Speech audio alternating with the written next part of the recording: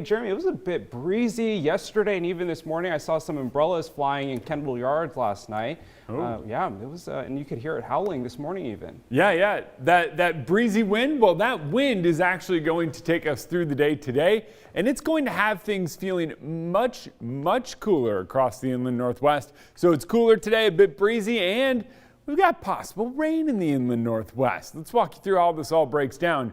And start with the one thing you're going to notice straight away this morning, and that is the wind. Wind gusts up near 25, even close to 30 miles per hour today, and that takes us through the day. It is going to be a breezy day, and that wind is going to have a bit of a bite that it really didn't have yesterday. Yesterday was kind of a warm, hot wind. Today it's going to be a cooler wind as we move through the day. Beautiful start to the day despite some cloud cover, and those temps staying in the 50s for us here in the inland northwest. We'll likely dip down into the 40s here in Spokane, 52 in Moses Lake, and 50 there in Othello early this morning. We've got a little bit of moisture here as our weather pattern starts to shift. We talked about this yesterday, so here we go. Our trough digs in, our cold front moves through, and that's starting to bring us some of the moisture. Notice we did actually see a little bit try to make its way down to the ground earlier.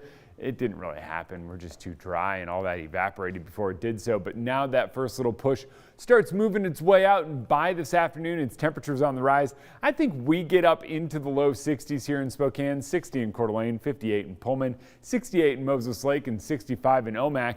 Those temperatures will climb, but we are quite a bit cooler than where we've been, and we are actually below normal in terms of temps later on today.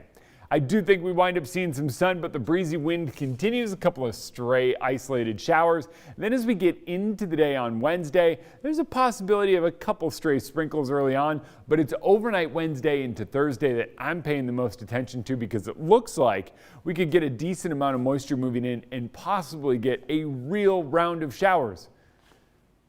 It's not much, but at this point in time we need it, so I'm going to take it, and it doesn't last long, and hey, it's there, so we got to talk about it. How much could we get? Well, some forecast models are saying up to 0.2 of an inch of rain. I don't know if we quite get that here in Spokane, but you could wind up seeing a bit more over there in North Idaho just with the way this weather pattern is looking.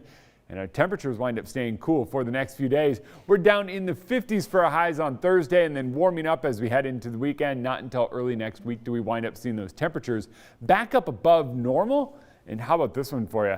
Early tomorrow morning, it is going to be cold. Deer Park, I think you are going to want to cover up those sensitive plants. I really think Deer Park is the cold one early tomorrow morning, but we have a freeze warning in place for a good chunk of the inland northwest because of how cold it is going to wind up being early tomorrow morning. Here in Spokane, 37. I don't think we have to worry about our plants, but just know there's a possibility of getting a little bit of needed rain here in the coming days before we warm back into the 70s by this weekend.